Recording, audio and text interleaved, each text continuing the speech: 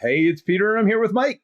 Hey, everybody. Welcome to the One Stop Co-op Shop podcast. And if you are watching this on the YouTube channel, hello, we are here. Hello.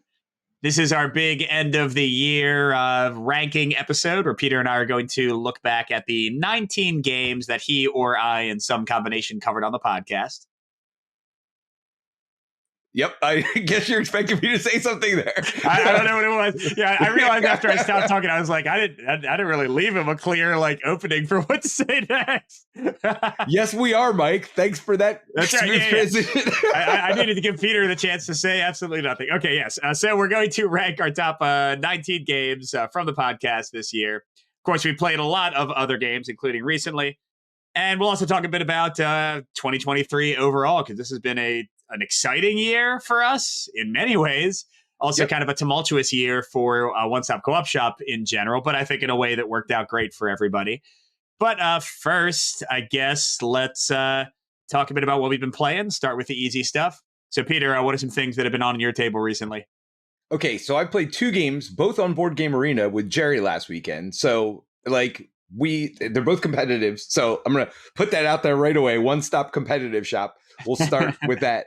But they're both new games that I think the audience might be at least a little bit interested in. One is based on one of my favorite games, which is, it's Gaia Project, but this is Terra Nova. So this is the streamlined, shorter version of Terra Mystica. So I guess Terra Mystica started first, then there was Gaia Project. Now Terra Nova basically really streamlines it. It is now, not the one. Wait, hold on. There's another one too. Didn't the third one just come out? How many of these games are there? A fourth one.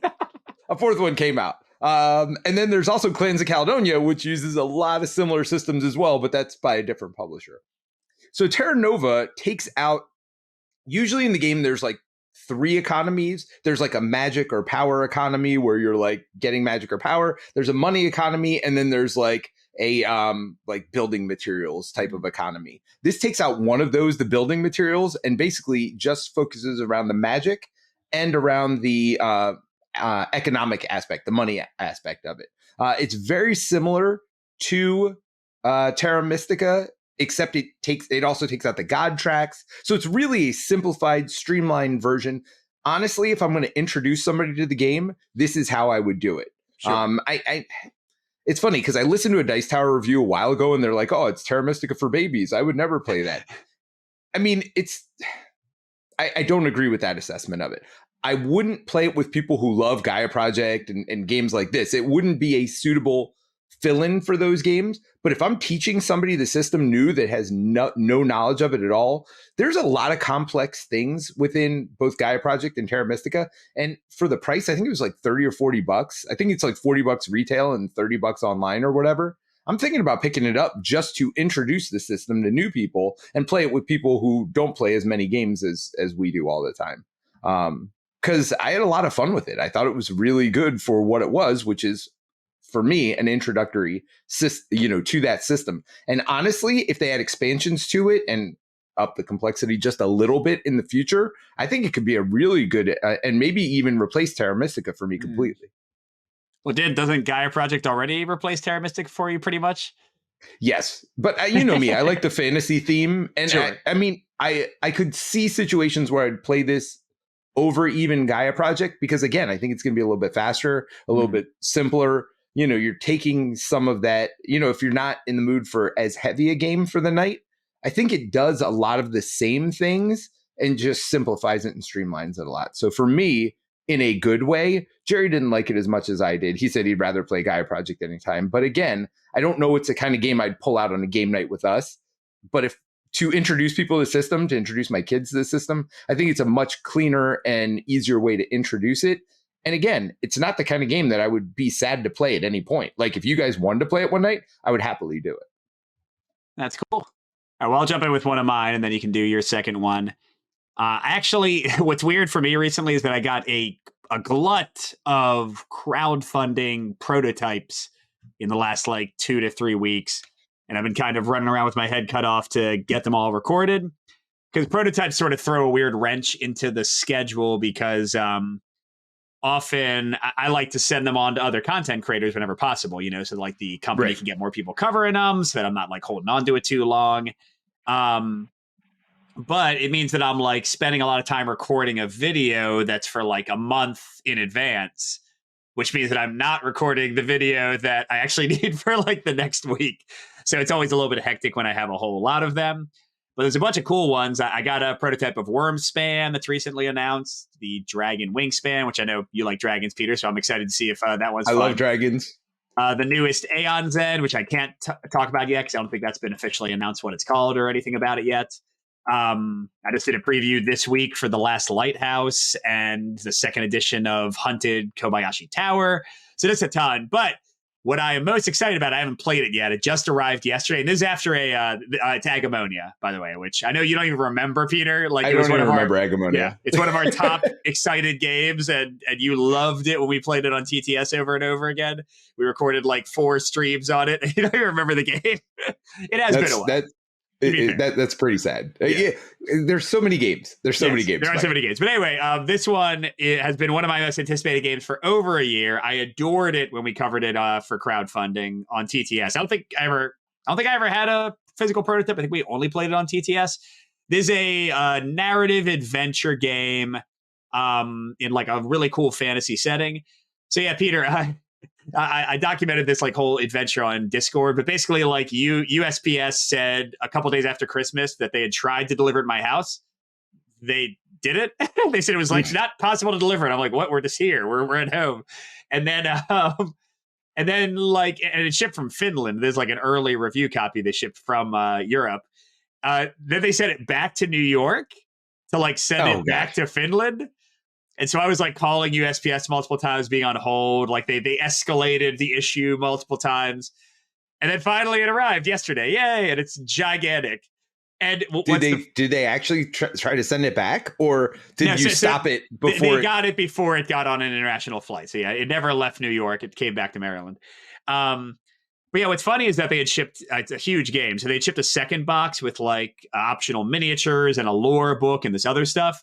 So what I've been doing is reading the lore book in advance because I remember liking the game. And holy crud, dude, like, yeah, I think we'll probably both agree that most narrative in board games is fine, you know? Right. Like, it's not really as good as a book usually for obvious reasons. And I'm not even saying obvious reasons like the writers aren't as good. I think some of the writers doing board games are great, but more for obvious reasons because like the format, you know, it's like, communicate something kind of interesting in like half a page and then shut up for a while they play a game and then like pick up where they left off. Like that's a tough situation to write into. But anyway, yeah, this lore book has like 2 kind of short stories in it and then a little prologue story for every character. Oh, wow. They're friggin' great. And oh, by the way, Peter, for you, they have a official app that I think is coming out, but it's linked in this thing they sent me. And it's got voice narration for all the prologues. You can just like, on your morning drive, listen. Like they actually recommend. They're like, hey, send this file to send this website to people in advance, send the app to people in advance, and have them like listen to their character's prologue before the first time because you have, I think, choices that like feed into your character's quest. They are amazing, cool. Man. I just read because I want my kids to play, so I just read one of the characters for them, and they were like 100% hooked. One of the other characters showed up in their prologue. So my oldest son was like, can we read that person's character next? I want to hear that person's story. So I know it's going to like be awesome when they get into the game. Now, I haven't played the game again yet. I have no idea if the stories like are used well or if you're just like, okay, forget all that crap. Dungeon. You know, like I don't know where it's going to go. But yes, so this isn't really a game I played, but it's on my mind and in my house. Agemonia is coming up soon. I'm really excited. Well, I don't even care if they're used well. If it is dungeon, I think I'd be okay with that as well. Because the bottom line is, like, if it gets you into the character and gets you excited to play like it did with your kids, I think that's the important thing there. And honestly, to some degree, I guess this is more of a story-based game. But if it wasn't, like, that way, if you didn't read the story, you'd still be okay playing it. You know what I mean? Like, even if you don't read the backstory. So I don't know that I care too much. Well, here's the thing: if it ties in or not, I think it will. Which I think you're right. Will maybe push some people off the game if they don't want to deal with that, because all the stories so far are like really big cliffhangers, and like clearly, I think over the course of the big quest for all the characters, you'll have like things that tie into your story. like somebody's mother got killed and they're trying to like get revenge on the person who killed him. Like if that doesn't ever come up again, if I just go dungeon delving, I'd be kind of pissed off. You know what I mean? Right. So I don't know. But maybe, it might be the kind of thing where it matters if you care and it doesn't matter if you don't care. Sure. That would be the ideal, I think. Anyway, Peter, what was your second game? I'm going too deep on this one. Oh, no, that's all right. So my second game is a game called Forest Shuffle. Have you heard of this one? Yeah, I've heard really good things. My buddy, I'm playing with his group at work, and he said he has it, but I haven't played it yet. We played the Fox Experiment instead, which was actually really fun. I like that one. But yeah, tell me about Forest Shuffle. So Forest Shuffle is, a lot of people are calling it Earth without the board and without all that stuff. Basically, you're shuffling up a deck of cards. You're getting a hand of cards, and you're using cards to pay for other cards. You're going to plant trees, so you'll get tree cards, but you don't have to plant them because you can actually place any card face down on the board as like a tree, as a sapling or whatever else. And then you're going to play cards to all four sides of those trees. So you'll play like squirrels that'll be in the tree, or birds or butterflies will be above the trees. And below the trees might be like ferns, so you're basically building like an ecosystem, but it's all based on like drawing cards. So on your turn, you can either draw 2 cards or play a card. I think that's basically it. But when you discard cards, so whether it's to pay for another card or whether it's, I guess that's the only other time I guess if you had over 10 cards in your hand, you discard down to 10. But so when you're paying for cards and you're discarding cards, you're discarding them to the middle. So you can't necessarily hold things from other people. Although Jerry pointed out to me later that you could place it face down as a sapling, which might be something to like, if somebody's looking for like that 4th type of butterfly or whatever, because it's all like set collection at the end of the day. It's like for every tree, you get a point. I scored over 200 points. Jerry did not. So Jerry didn't like the game as much as I did. That sounds about right. that was the story of the weekend, by the way. I said Terra Nova he didn't like either. Guess what? I beat him in that one as well. So there might be a theme here for Jerry not liking the games and hey, me actually liking the games. You were just complaining the last time we had a game night all together that you didn't win a single game. So there you go. You turned your streak around. Or it's when I'm there. I'm your bad luck charm. No, well, you know me. When I play games, I'm usually just there to have fun. I just kind of experiment with a bunch of stuff and like experiment with the game. I said, nope, this time I'm focusing on a strategy. I'm not going to veer from it. And it worked both times. I like literally went for something and, followed through to the end, which sometimes is a problem for me because I'm like, ooh, look, that card's pretty cool, even though it has nothing to do with anything I'm doing. It's pretty cool. So this time I stuck with the strategy. So yes. I guess every once in a while I can win a game, but, nice. And then we played more Similo. That has become our end of the night game. Where it used to be. It's a good palate cleanser. I like that one. Yeah. When you played some heavy stuff or something, because those were both new games to us. We learned them both on Board Game Arena all the same night and played them. They're not, Terra Nova was easier because we'd played enough Terra Mystica and Gaia Project and stuff that it was just trying to figure out the intricacies. Forest Shuffle is just pretty straightforward and not that difficult a game and pretty easy to learn. So if you're interested in either of them, they're both available on Board Game Arena. Great implementations.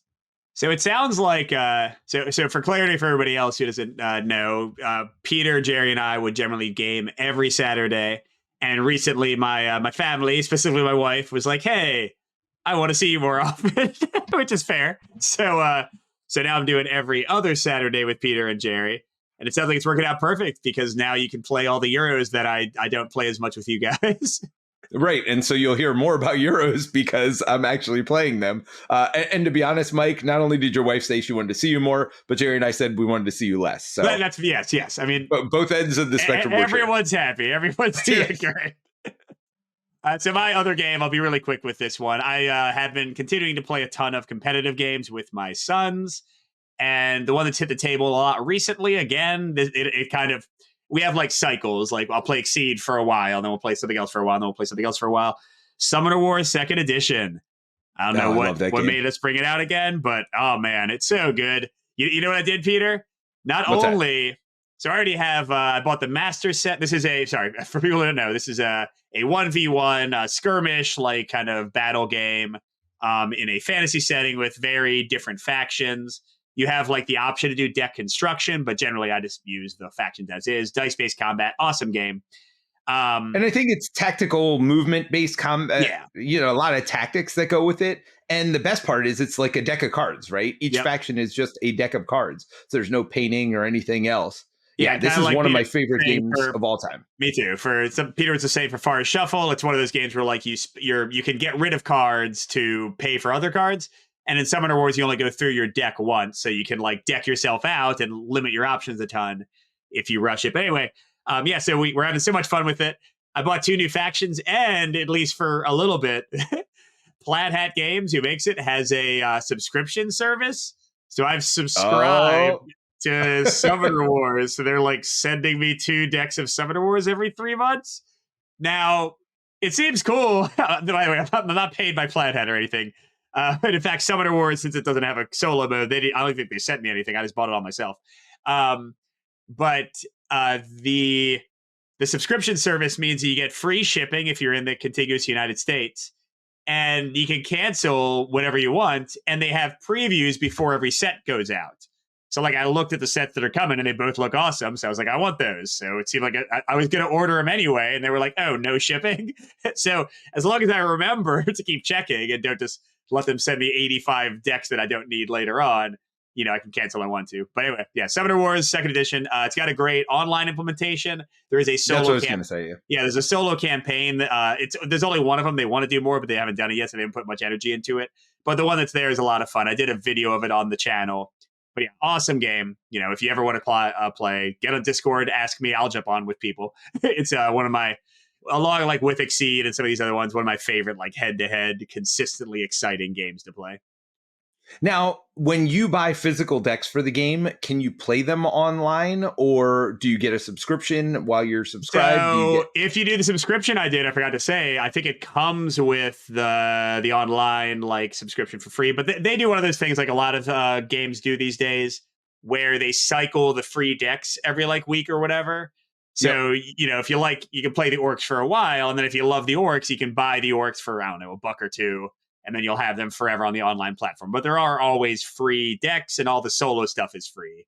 Anyway. So, cool. Those are some games we've been playing. Briefly, before I forget, let's thank some of our patrons. If you didn't know, we have a Patreon, patreon.com/onestop. The main things on there are tons of bonus exclusive videos. Some of them are me and Peter talking about stuff. Some of them are me doing like top 10 lists. I have extra playthroughs on there. I've never done an extra review on there, but I do like I rank every game by different companies, like every Chip Theory game, every Z-Man game, that kind of stuff. Lots of fun things. 2 videos a month based on the tier you support. And then you also get to see all the videos for the channel a week ahead of time. I'm actually just about to send out a survey to ask like the patrons what else they'd like to see. So yeah, it's a good time. We really appreciate the support. Patreon.com/onestop. And I want to thank, the one other thing we do is thank people on the air. So I want to thank Ian, just Ian, no last name given. Matthew Green. This one is in Chinese characters. So I put it in Google Translate, and this is probably wrong, but Zhen Gren Chen, maybe. Zhen Gren Chen, thank you. And I think I had a couple more. Dennis Luck and Stephanie Donahoe. So Ian, Matthew, Zhen Dren, Dennis, and Stephanie, appreciate your support. And if Patreon is not in your budget at the moment, you can also subscribe to the YouTube channel. You can subscribe to this podcast, leave a review for us. All that stuff helps and keeps you on the co-op journey and the solo journey with us. All right. You want to get into our top 19 games of the year, and then we'll end up with our discussion of One Stop Co-op Shop and the journey that we've had this year, and clean it up with some facts about the podcast, things like that as well, which are always fun at the end where we play Stump the Mic. Yeah. I was going to say we should probably get to the top list because I've definitely bored people too much with talking about the intricacies of Summoner Wars subscriptions and narrative for a game I have not played yet, except for Prototype. Cool. So yes, Peter or I, we have a podcast every week or two. Jason Perez has done a lot of the episodes as well. We are not ranking games on this that Jason covered, unless both of us played a whole bunch of them too. So we ended up with 19 games this year. And yeah, we're just going to go through starting from 19. Peter, you want to go first with your 19, and we'll just kind of alternate from there? I do, but I also want to do a couple predictions before we start. Okay. And if you want to throw in a couple predictions, you can. Okay. I'm going to guess that we have the same number one game this year.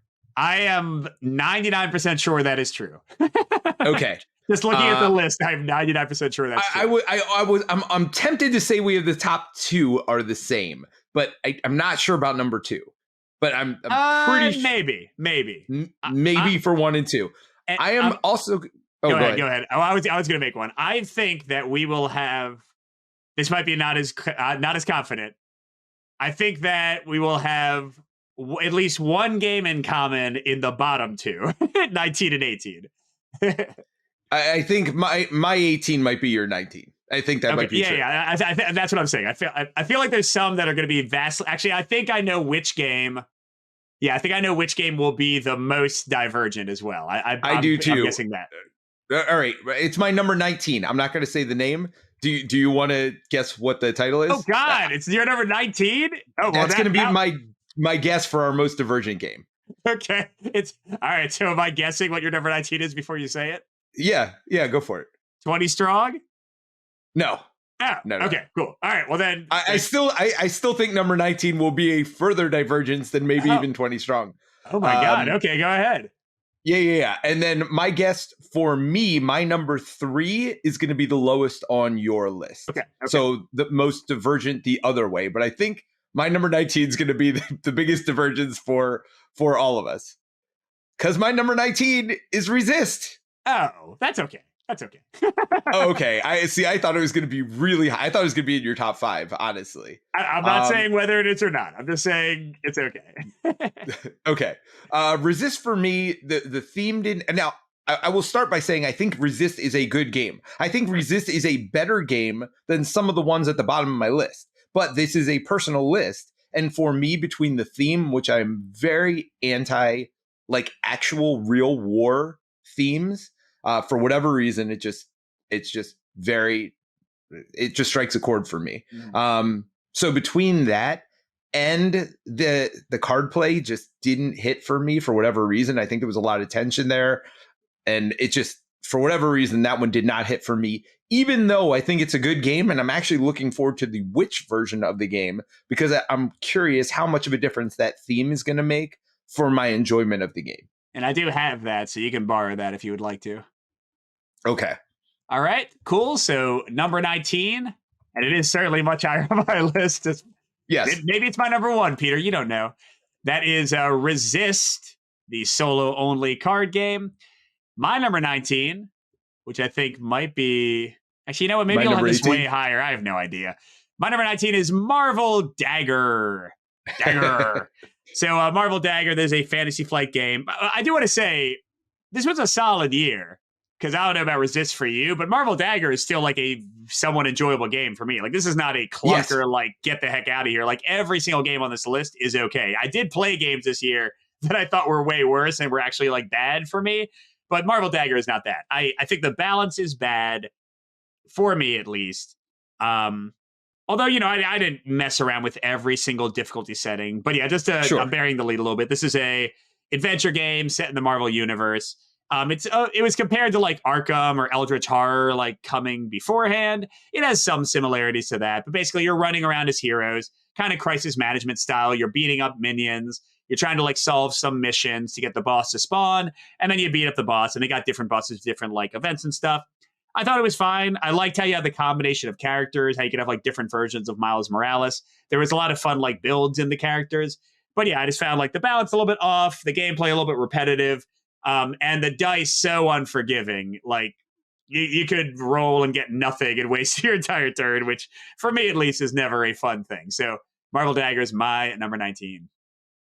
Yeah, and it's my number 18. And I agree with you. I had fun with this game, and this is a game I would definitely play. Like if somebody's like, let's play Marvel Dagger, I would. Whereas I think Resist is the only game on this list for me where I just probably wouldn't pull it out. And so for me, the way I ranked them my memories of the game and my willingness and desire to play the games right now. I guess that is like how I decided to do it. Whereas Resist, I wouldn't play. Marvel Dagger, I probably would never suggest, but I would not mind playing it again. Yeah, and I certainly like Resist a lot more, but sure. Like if Jerry was like, hey, I actually loved Marvel Dagger. Can we play it next weekend? I would be fine with that. You know what I mean? I wouldn't, because we'd have to buy it because we don't have it anymore. Oh, well, oh God, I definitely would not buy it again. Yes. Yeah. All right. So that's 18 for me. All right. So my 18, this one, I know you cooled on it a little bit, but I still feel like it's going to be way higher on your list. My 18 is Unmatched Adventures. So this is the solo cooperative mode for the Unmatched fighting game. I tend to love fighting games, but Unmatched has always been a little bit lower for me compared to others. I don't like that system that much. But here's the thing. I like Unmatched more than I like Unmatched Adventures, because I do think, we talked about this in our review, that some of the ways they made the cooperative mode work kind of clunkify and make the what is the cool gameplay in Unmatched not quite as good, for my opinion. But that being said, it's a nice streamlined system. It is a lot of fun. If you want to if you love Unmatched and you want to play solo co-op, it's still great, but not that great for me. But again, I didn't like Unmatched that much anyway, so it's not that surprising that Unmatched Adventures is my number 18. Yep, that one's on my list as well. Well, of course, it's on your list. Thanks, Peter. Great to know it's on your list. That's awesome. That's why I said it that way. That was totally intentional. My number 17, again, this might be our biggest divergence, is 20 Strong. Mm-hmm. This is a solo game. It's 20. You have 20 dice. You're getting them. You're giving them away. The core loop is that you are basically trying to survive as long as possible. You have 2 resources in the game. It's your life and it's the dice pool itself. Each of the games has different ways of using the dice. I just didn't find it that interesting of a solo puzzle. I would play it again, because I did find it very interesting how they changed it from game to game. I just didn't like the core loop of it. I just didn't find it very interesting for me. I still think it's a good game. I think a lot of people are going to like it. It just wasn't for me. So that's 20 Strong. It is interesting to note, we only have 2 solo-only games on the list, and they are in your bottom 3. 20 Strong and Resist. Yeah. Everything else is cooperative. That doesn't mean that you played them cooperative or that like they are a primarily cooperative game for you, all of them. But yeah, no, I think that's fair. And that might be part of it. Well, we have Apiary, which... Well, that's a solo mode, right? Right, because we have played it competitively recently, and maybe... But I still think I would play Apiary, obviously, because it's higher on the list. Solo, because I did try to. It's hard to separate things in your own mind, of course. Yep, of course. I did try to separate it as a solo game for Apiary, and I did have it ranked higher than both of those other games. I did enjoy my plays of that more than I did of 20 Strong and Resist. All right, so my number 17 is, I would say, the last game on the list that I found kind of like flawed, or, well, that's not entirely true, but like I had like major problems with it, and that is Hoplomachus Remastered. This is for me. I love Chip Theory. I'm a big Chip Theory fanboy. I think people know that. But Hoplomachus Remastered specifically, for the solo co-op mode, I did not love it. I found one of the 2 modes, the Titan one, I think poorly balanced. I think kind of boring. Some of the Titans, at least, and also like really swingy in a frustrating way. I did enjoy the Immortals mode, the other like kind of survival mode. I thought that was a lot of fun. But yeah, comparing for a solo or co-op experience, comparing Victorum to Remastered, Victorum is head and shoulders higher above for like Absolutely. An experience for me. So Remastered is still good, but if you're getting it specifically for solo co-op, I'd just go get Victorum. You know what I mean? If you get it for competitive, Remastered is great. But all my kind of...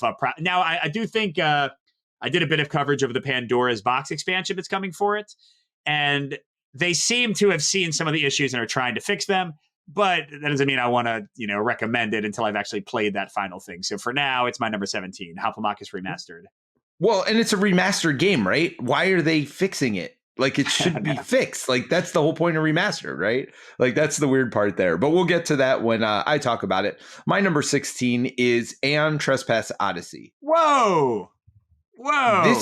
This is an interesting one for me. And again, it's my desire to play it right now that is keeping it this low on the list. And I was having fun with it. I enjoyed it. I never really had a bad session of it. So I think the game is very good. But when I thought about bringing it back out and playing it again, and it was set up on my table for months, and my son kept begging me to play it and asking me to play it, and I kept saying no. And when that's the case, it's got to be this low on my list, right? Like, Yeah. it's a game I just like right now. If you gave it to me, I would never play it again. And I feel like that's with all the 4 on the bottom of the list. I mean, maybe Marvel Dagger should have been a little higher, but I just think Marvel Dagger is more flawed than these other games. I think these other games are actually good. And so that's why I have Marvel Dagger lower, even though I would play Marvel Dagger before the rest of these games, I guess. But Aeon Trespass Odyssey, I think it's a great game. My memories of it are very good, but the barrier to entry for the game is so high that, and the commitment you have to have, the amount you have to play it to get far enough to really enjoy what you enjoy it from the beginning, but you know what I mean? Like, just to get it locked in your brain. And then even when it's locked in your brain, like, I don't feel like I got into the story at all because I didn't get that far into it because it was such a high barrier to entry to get it to the table. So, I mean, again, as far as games go, I think it's better than some of the games above it. As far as my desire to play it, it's very low. So that's 16 and Trespass Odyssey. Yeah, and I did not rank my games that way. I did rank them based on like how I feel about the design and like the personal joy I got when I was playing it, even if I don't want to play it much more. I'll be honest, if I was ranking them the same way you are, Aeon Trespass, would have been like probably down in the same similar space for you where you have it, because it is a huge, long game. And we are constantly playing games for coverage. You know, we are making content over and over again. I think it's a very different game for somebody who spent that much money on it. And that's like, you know, kind of like KDM for some people. Like, they're just going to leave it on a table. That's their Aeon Trespass table. And they're going to play through it for weeks and weeks. I've seen people on the Discord who have done that. It's been like their favorite game of the year. So yes, I can't disagree with anything you said. All right. So and Tom Vassell was doing that, and he was talking about it on the podcast, and then like he just stopped. Right. Like, I think he got to the same point, and he was about as far in as I was. And I think it just gets to the point where like either I'm all in or I'm all out at this point. And there's like so many new games that it's just, I think that's the biggest hurdle it has, is it may outstay its welcome a little bit unless you're just making this your lifestyle game. Yeah. Oh my gosh, man. Speaking of huge games, so I just got Agemonia that I want to play. I have all these other huge games that I haven't played yet. And then the people who made Chronicles of D.A.G.E.R have an upcoming game called, is it called Hades? Hades is a video game. It's called something. And it's called Dante, because it's like Dante's Inferno. Right. Yeah, so that's really cool. Boss Battler, they're sending me a prototype of that. And they were like, hey, do you want Chronicles of D.A.G.E.R 2? And I was like, I'm really fine. I don't need it. They were like, oh, no, we'll just throw it in. It's fine. I was like, I'm pretty much cool. But I didn't like say no. I should have just said no. Isn't that the game I was interested in? Yeah, I think it was. So with the plastic, the dungeon door, tiles? Yep. Yeah, I want to play that. I do want to play that. No, I think the game looks cool. But yeah, I was like, I wish I had said no, because then they were like, oh, we're sending it. And so now it's coming. And I'm like, oh my God, I'm going to have room in my house for all this. Anyway, so my number 16 is Noobs in Space. This is a more recent one. It's a kind of like a puzzle game, cooperative, like limited, well, not really limited communication, limited vision. You can't look at each other's cards, trying to solve these puzzles. It has like kind of limited shelf life. You can probably play through it like twice before it gets a little bit dull, but it is a blast. And it's a great value for the amount of time you get out of it compared to like the unlocks and exits, other games that I also love in this sort of like limited replay kind of puzzle-ish genre. I think Noobs in Space is awesome. Only because I'm probably never going to play it again, and games that I can replay over and over again will always rank higher than that kind of game. Is in my number 16, but I think it's an absolute great one of the best values on the list if you like these games and then like can trade it on. So yeah, that's my number 16, Noobs in Space. Yeah, that one breaks my rule for desire to play it again.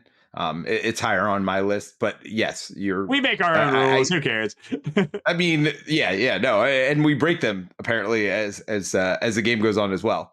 So my number 15 is Ashes Reborn, and I know you like this one better than me, but it is so Ashes is a head-to-head competitive 2-player game, but Reborn makes it both solo and co-op. We have a couple of those. Well, I guess Skytear Horde was not originally a competitive game. Right. but they're similar in the fact that they were both designed as a like trying to feel like a Magic the Gathering type game in a cooperative setting. And I think they both do a pretty good job of doing this. Ashes Reborn's just lower on the list for me. For Terrence, I know it would be very different. And I'll just bring up what he loves is the deck construction and deck building. There's just so many options if you buy in and spend a lot of money on it.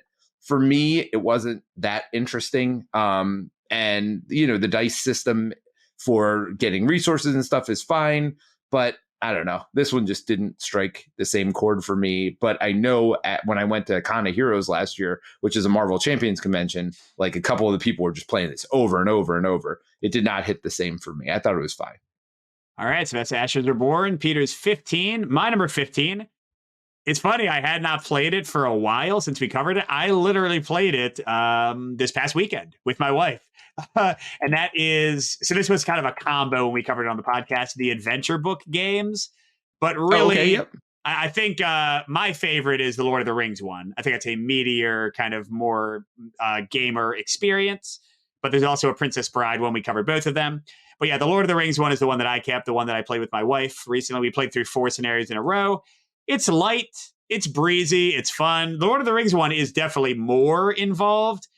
And what's interesting is I asked Vanessa, my wife, after we played the 4 scenarios, I was like, so what do you think? That kind of hurt our brain a lot more. It was a lot more challenging. Did you like the Princess Bride one better? She certainly likes Princess Bride, the movie, more than the Lord of the Rings movies. Right. What was interesting is she said, no, she liked the Lord of the Rings one better because she was like, yeah, I felt like the Princess Bride one, it was kind of obvious. And that's true, I think. There's some scenarios in the Princess Bride one that basically play themselves. The third one, I think it is, where you're you're like going through the duel and fighting Fezzik and like all that stuff. It's basically just a by the rails like adventure part there. So I was thinking number 2 where you're climbing up the cliffs of that is number 3. That is number 3. Number 2 is the best. Yeah. So number 3 is the worst. But they're fun games. Like they're cheap. If you have a Target, I don't know how cheap they are. If you have to buy them like in another country or something, but they're at Target. They're cheap. They're fun. They tie into the movie. Vanessa wanted to watch Lord of the Rings afterwards. That's never a bad thing. So that's great. Nothing deep, nothing that's going to hurt your brain too much, but just good fun times. That's my number 15, the adventure book game, specifically the Lord of the Rings one. And my number 14 is Hoplomachus Remastered.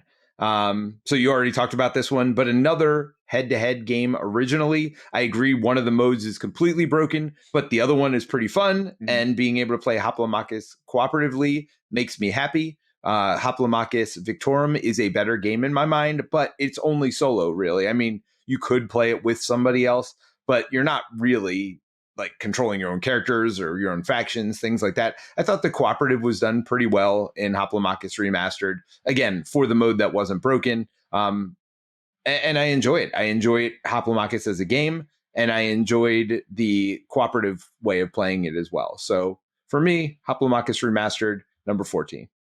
Nice. All right. So my number 14 is Terraforming Mars Ares Expedition, focusing on the Crisis expansion, which adds a solo co-op mode to it. I like the Ares Expedition in general. It's kind of like a simplified, streamed down or even more card focused Terraforming Mars, combined a bit with like Race for the Galaxy, like action role selection kind of stuff. And yeah, I think it's great. I think it's fast. I like the Crisis Expedition. It gives you little like goals you got to complete every turn to try to keep the world from falling apart. So it forces you to diversify your building a bit in terms of cards. And I just think it's really good. So great expansion, great game in general. Terraforming Mars Ares Expedition, it's not going to beat out the Arc Novas of the world for like my favorite tableau builders. But for a quicker, simpler game that has a lot of good stuff going on, and for a great solo co-op expansion, Terraforming Mars Ares Expedition is excellent. My number 14.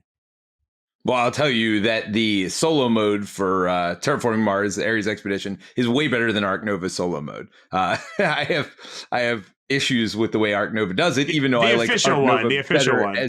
Even though I like Arc Nova better as a game, the Crisis mode, and again, Terraforming Mars Ares Expedition, if we looked at the solo co-op in the base box, not the expansion, would have been very different on the list, and that probably would have been down with Arc Nova. But But yeah, no, I like the new Crisis mode, and we'll get to that in a little bit for me. My number 13, I thought might be higher because I tend to like this type of game. You know, dungeon crawl, you're blowing stuff up. But Deep Rock Galactic for me, just I really enjoyed it. And I don't know, maybe this is in the wrong spot. I really enjoyed it when I played it, but I really also got tired of it really quickly. I was surprised how quickly the replayability fell off for me. I felt like you were doing the same thing over and over. And while I enjoyed what I was doing every time I played it, it's got some problems at higher player count also. So I would never want to play it with like more than 2. So yeah, even though I enjoy it when I play it, I don't have fond memories of it to the point where I want to bring it back to the table. And so, yeah, that's why it's down here for me. Even though I had fun most of the times I played it, I don't know. I feel like you could play it out pretty quickly. So that's my number 13, Deep Rock Galactic. Well, I think that is a travesty because my number 13 is Deep Rock Galactic. Nice. Maybe that'll be the only synergy until we get to the top of the list. Yeah, agree with everything you said. It's still fun. I don't have any like major complaints about it, except maybe, like you said, the higher player counts can get a little bit overlong and dull. But it just didn't live in my brain the way I wanted it to. So it's fine. Should I do my number 12, Peter, since that was so Go quick? for it. All right, we'll swap order. So my number 12 is the solo mode for Apiary. This is, I've said several times, I think at this point, my favorite Stonemaier game. I think it's great for competitive. We just played it a couple weekends ago, Peter, Jerry, and I. Jerry didn't like it that much, but I still had a blast. Well, he didn't win, did he? No, he didn't win. So there you go. We should have Jerry on the podcast. We're going to talk so badly about it. But yes, I think it's a great quick solo mode in the Automa Factory vein. There's a very straightforward, quick to learn Euro, but between the tons of factions, different boards, tons of tiles and combos, there's a lot of fun to be had in it. I certainly tend toward the light, like to middleweight Euros more than the heavy ones. This is not going to thrill like the Gaia Project fanatics out there, I don't think. It might be a little too simple. But I think it's a great Euro and a great solo Euro experience. One of the favorite I've had this year. So that's number 12, Apiary. My number 12 is Apiary. Whoa, let's go. Let's keep it going. Keep it going. I don't think our next one will be the same, but I agree with everything you said. The one thing I really liked about it and appreciate about it with the solo mode specifically is that they give you different options to play. First of all, you have many different factions, plus the order the tiles come out. There's just so much variety from game to game. And I thought the solo mode did a pretty good job of blocking you up and doing things like that. I just enjoyed playing it. It was a nice, relaxing game for me, I guess. And I like these kind of Euro games. I actually thought it'd be lower on your list. So I'm glad it's this high for you. Because yeah, that's my number 12 as well. I guess I'll do your 11. We're back to standard. All right, well, let's see. Maybe we tie here, but I don't think so. My number 11 is Skytear Horde. So this is a game that I'm guessing is going to be much higher on your list. I thought I'd like these card dueling games better as far as like, because I like them competitively, but for whatever reason, it just doesn't do as well for me solo mode. The thing with Skytear Horde is I feel like you can get behind the 8-ball because you don't get card draw unless you kill enemies. So sometimes I just fall behind it and have a hard time catching up. And sometimes I felt like I would roll it. But I really do enjoy the system. I really enjoyed like the variety in the bosses, the variety in the enemies. I'm curious to see what they do in the future with it. I don't know that I need like the deck building options, things like that. I know that's what Terrence is excited about and looking forward to. For me, that's not as important. And because there's just not as many options, because it's just a core set at this point, then there's just not as many options as far as deck building goes. But I feel like there's more enemy variety then there is an Ashes Reborn that just had one enemy. Here they had different, not only different boss decks, but also different like enemies that you could face along the way to get to the boss. So I feel like there was more variety and it felt more different for game to game to me, even if your deck maybe felt more similar. I guess the other reason it felt different to me is you don't go through your entire deck. So that leads to some of the swinginess, but I also feel like it leads to some of the variety for me as well. Whereas I almost think with Ashes Reborn, there was too much control, which some people like. I like the fact that like I might not see my hero this time, and how am I going to deal with it without seeing that hero, right? How am I going to deal with that without seeing my favorite cards? I like that in games, whereas I think people who want more control will like Ash's Reborn more. But I mean, they're not that similar, but at the same time, I feel like they are similar. So yeah, I don't know. I like Skytear Horde. That's my number 11. All right. So my number 11 is Astro Knight. I used to love Aeon's End. I still like it. I just, again, filmed the upcoming set that I can't talk about. And Astro Knights is, for me, a slightly simpler, slightly faster Aeon's End. And I was reminded that it is definitely slightly simpler, like playing Aeon's End again, having all the choices with breaches and more stuff to do with your like money and the power cards the enemies will put out, where you usually have to like spend crystals or ether or whatever your money is called to destroy them. I do think Aeon's End is kind of more in depth and more interesting, but Astro Knights is just a little bit faster, a little bit quicker, a little bit easier to teach. So I don't know. At this point, I used to say I like Astro Knights better. Having just played Aeon's End again, I'm kind of back in the middle. But either way, neither of them is like a top deck builder for me. Neither of them is a top co-op solo deck builder for me. They're good. They're good. They are fun. I like them more than the other 8 games on the list so far, but they're not in my top 10. Astro Knights is fine. Number 11. Nice. My number 10 is Terraforming Mars Ares Expedition. Obviously, I like this a little bit better than you do. And this part of my list is really games that I still plan on playing. Actually, maybe Apiary should have been one more above Skytear Horde, because I probably will play Apiary solo again at some point. And I'm sure I'll play Skytear Horde when the new stuff comes out. So never mind. Yeah, I think from Apiary on up, these are all games I will probably play again. Terraforming Mars, I definitely will. I really like the Crisis mode. I thought it was very clever what they did with it. I liked how there was bad stuff coming out every turn, but so you're kind of focused not only on what you're doing to build yourself up, but you're also kind of having to focus on where are the bad things coming out and what do I have to do to counter that. I really like the Crisis mode for Terraforming Mars Ares Expedition. And it makes my number 10 spot. My number 10 is Maximum Apocalypse. It's funny, I didn't realize it, but we have a lot of like remasters and reimplementations on this list, don't we? Yeah. We do. Maximum Apocalypse, great modular, like mix and match adventure game. I used to not love it, but they have continued to iterate on the system. And in this most recent release, we particularly covered Wasted Wilds, but they also like redid the core. They also redid the Gothic horror set, and all of them are standalone, so you can get any of them. The missions are a little bit more controlled and not super random in the way they go. The characters continue to be really cool. The enemies are like varied and fun. The different apocalypses that you can face off against. So yeah, a really good time if you want a kind of like beer and pretzels kind of card play, fun adventure time. Maximum Apocalypse, number 10. Yeah, that's my number 9, Maximum Apocalypse. So right. We're starting to get to the point, and it's funny because I find the lighter games are near the top of my list, and the heavier games tend to be near the top of your list. So this middle is, I guess, the middleweight games, and that's why we're going back to back on them. Maximum Apocalypse for me, I agree with you. I wouldn't ever want to play the earlier versions because it was a lot of like, I could search through every tile, and the last one I needed is the last tile that's out there. Whereas they really fixed that with the newer version. It's like, no, go to this place and do this, and then do this, and find I'll this other thing. It still happens sometimes. Fixed is maybe a little bit generous. But it's way less prevalent. It's not like every mission every time. You know what I mean?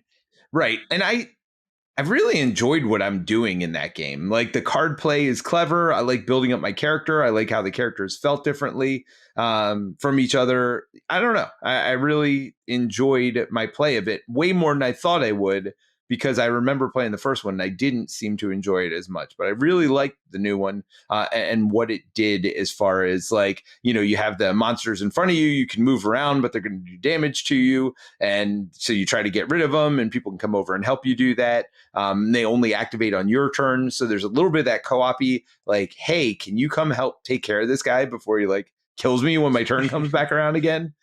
Stuff, because I don't have anything to deal with it, right? So I really think they did a good job of not only making the gameplay better and more consistent, but also the co-op nature of it. I really enjoyed this time around. Oh, that's right. That, I was like, you're talking about that's the game number I 9. just named. I forgot that we were so close to each other. What about number 9? Keep the heroes out. Get him out of my dungeon. This is a deck builder. Well, though, I mean, is it a deck builder? There is deck building in it, but sometimes you win better by ignoring it.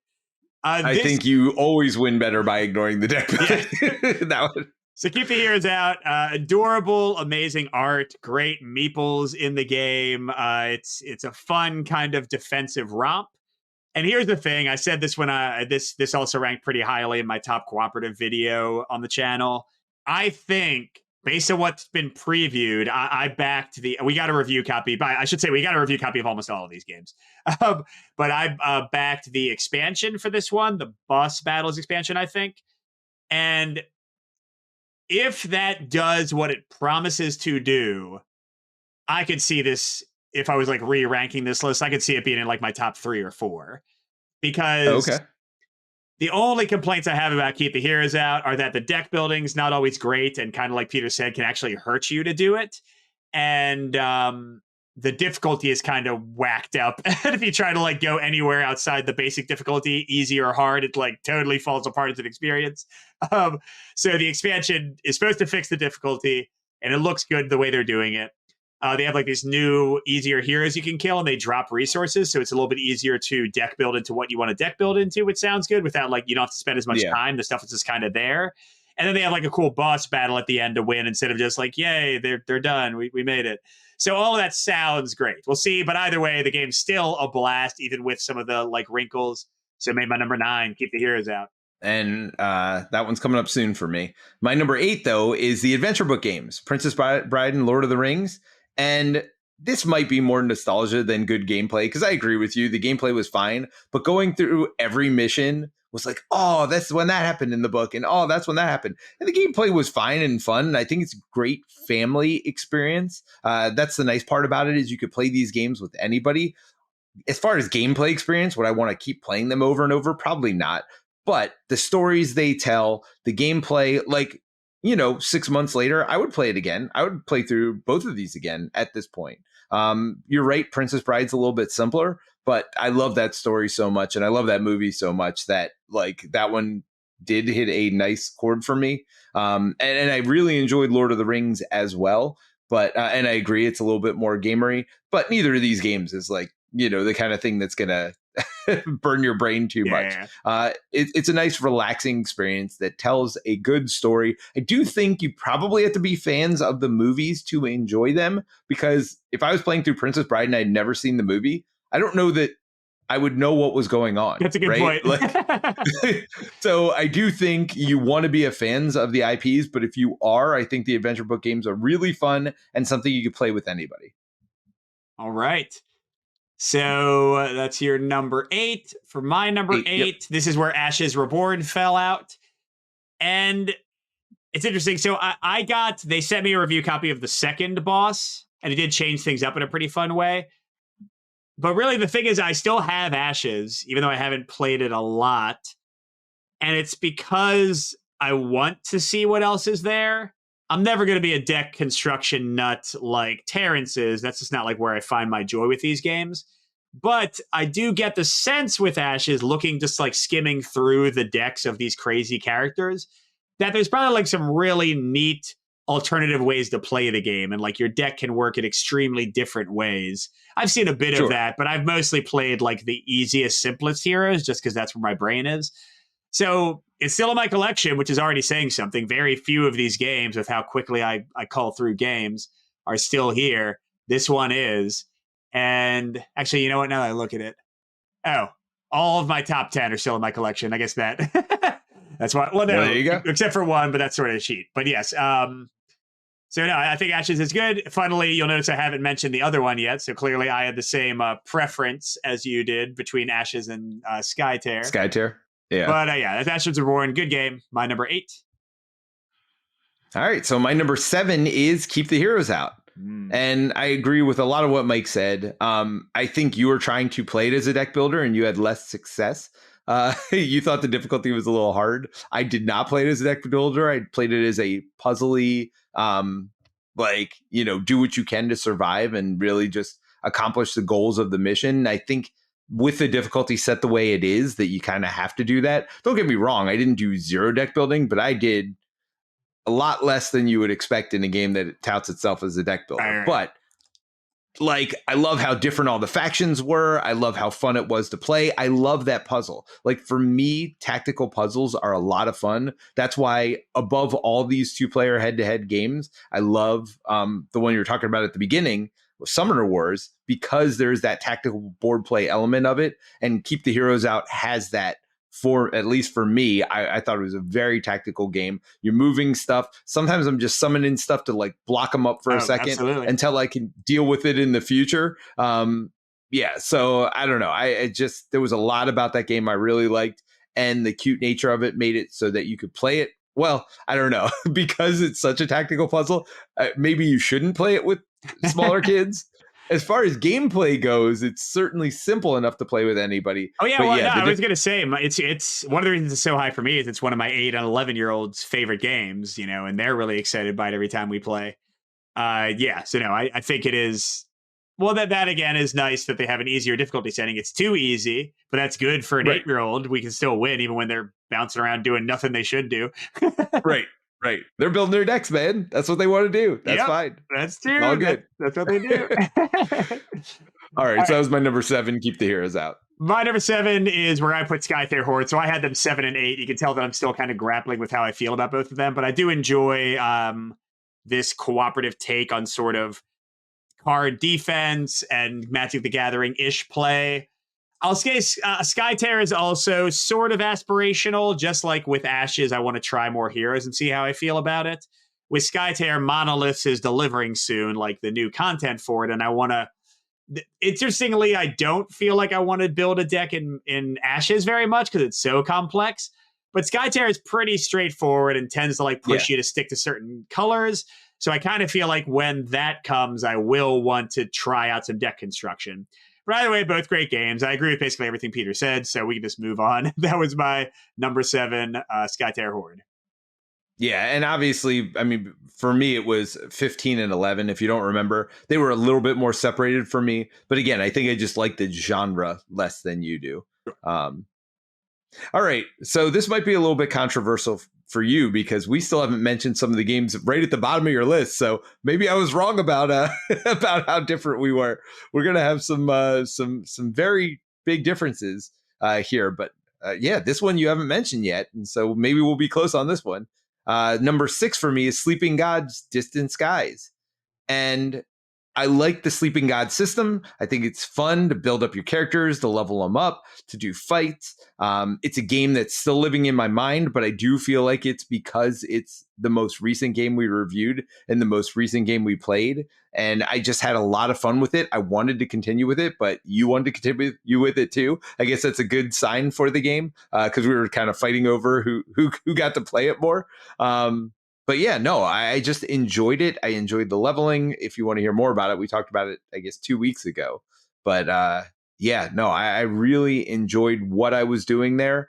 And I think it was a good re-implementation. And I think it was, in my mind, much more fun than the original game. There were some problems with like timing and things like that, as far as like it was almost too easy. Mm-hmm. But I enjoyed the kind of calm nature of it and just exploring around. And I'm usually not into story games, but this one hit much better than most of them do for me. So that's my number 6, Sleeping Gods: Distant Skies. My number 6 too. Another same. I agree with everything. This is the first year we've had 3.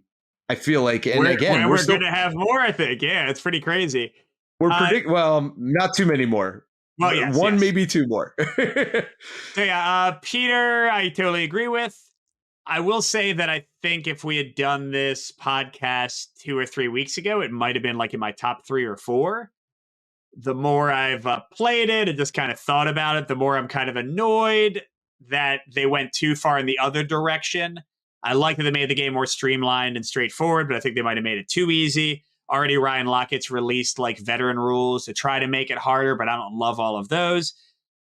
So the only reason I'm ranking it 6 is because, like Peter said, it's living in my brain. I want to play it more. The adventure is so fun. It's very streamlined and like quick to play, more so than the original game. And I know that I have ideas of how I can make it a little bit more balanced and just a little bit more tense while still keeping it mostly a little, not too hard. I don't really want this is not the kind of game I want to fail too much at, if that makes sense. Right. So yes, it's not as high as I once was on it, but still number 6. It's a great game. Yes, some recency bias, but honestly, I'm hanging on to it. I want to play through the entire thing with my family, so there it is. That Sleeping And when God you're done, distance. I'd love to. Yeah. Yeah. When you're done, I'd love to play it more too. Yeah, Sorry. I won't sell it without telling you. So that's Sleeping Gods, Distant Skies. Both of our number 6s. What's your number 5, Peter? Big number 5. Oh, Astronauts. All right. Yeah. So I really liked the Aeon's End. Yeah, I really liked Aeon's End. And for me, this is a distillation of the system in a good way, the way I enjoyed distillations going.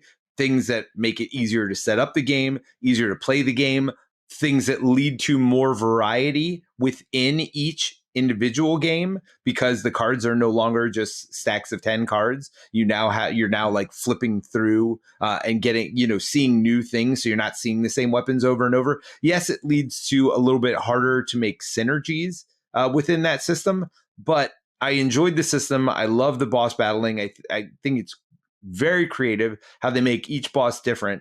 But here I liked how they leveled up the bosses. I liked how the characters felt different, and the market is done differently. Everything for me was an upgrade over regular Aeon's End. Now, maybe if I went back and played them both back to back, I'd feel a little bit differently. Maybe there are some parts I'd realize that I liked better about regular Aeon's End. I guess the one thing was the opening the breaches and stuff like that. I did enjoy that part of the puzzle, but I don't know. There's so much other cool stuff going on that it didn't bother me that it wasn't there, I guess. I still like the rest of the puzzle, even without that, even though I wouldn't mind it if they brought it back in like later expansions or whatever. All right. So Astronauts number 5 for Peter. My number 5 this is where I put Resist, but I will say that this is sort of an honorary placement of Witchcraft. I said that every game in my top 10 is in my collection, which is pretty surprising. Usually that is not the case, that I hold on to games that much. But Witchcraft I kept, and Resist I got rid of. They're pretty much the same system, but I just like the fantasy kind of like good witches protecting a town theme better. There's more variety in Witchcraft because you mix and match all these different enemies, so you can have like a totally different enemy deck one game to another. But either way, I love this system, this quick solo kind of like really tense card play system where you're using characters for weaker or stronger effects, but the stronger effects call them out of your deck. It's basically a reverse deck builder. You're trying to survive as long as you can while like weakening your deck. I find that very interesting. So yeah, it was my number 5. I also like solo only games more than Peter though, so that might play a role a little bit. So that's Resist / Witchcraft, cheating Witchcraft in there for my number 5. Well, and I haven't played Witchcraft. If Witchcraft was here, I could see it moving up to like my number 15 or so. I mean, I don't think it'd be I was in the about top to say, let's not go half. crazy here. It's not going super high. No. Yeah, I don't think it'd be in the top half, but I certainly enjoy the themes of like witches fighting off werewolves and vampires and stuff like that in and of itself. Like already gets me excited to play it. And look, for a system I didn't love, to want to play it, I mean, says something. Like that's how much I do think the theme hurt it for me in the original game. All right, but my number 4 is Unmatched Adventures. Whoa, man.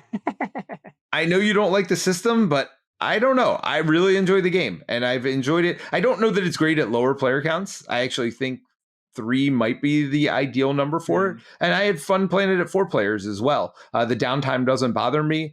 Yeah, I mean, I do like the Unmatched system more than you. I hear all your complaints about it, but I don't know. I just have fun playing it every time I play it. And also, I look forward to what they're going to do with this in the future. Yeah. And you want to talk about unlimited content. Like you could use any hero in the game like to play. So there's just so many different ways to play it. And I also think solo wouldn't be a bad way to do it. I haven't even experimented with the difficulty settings. I would love to play with those cards. I think we played with it a little bit.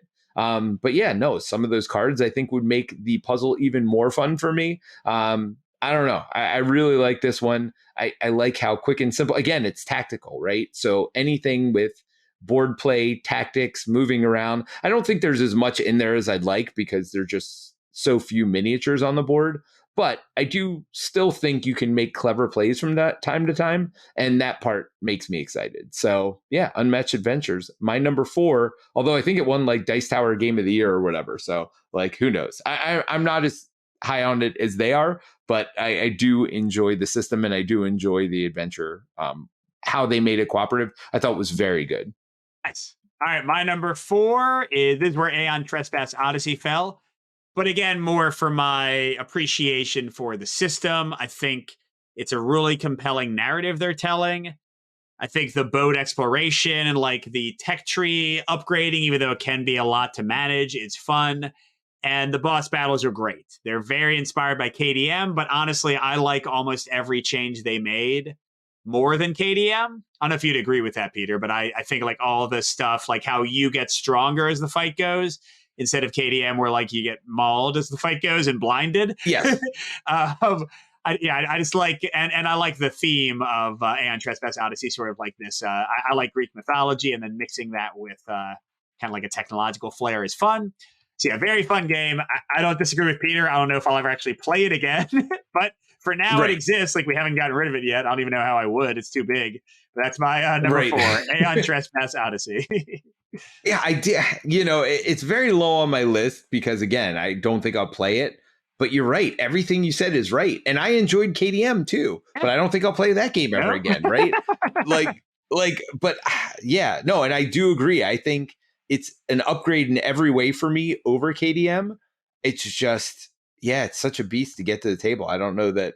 Yeah, I mean, you'll see it in my top games. They're all much simpler, and even Unmatched Adventures. Astronauts, too. Yeah, so Sleeping Gods. Keep the heroes out. Adventure book game, right? Like Maximum Apocalypse. Nothing's complicated about any of these games. Yeah, so you look at the top of my list, and that's why. And speaking of not complicated and easy to get to and fun, and you might be right about this. I probably should have had it lower on my list just because there's no way you're playing it again anytime soon. But Noobs in Space is my number 3.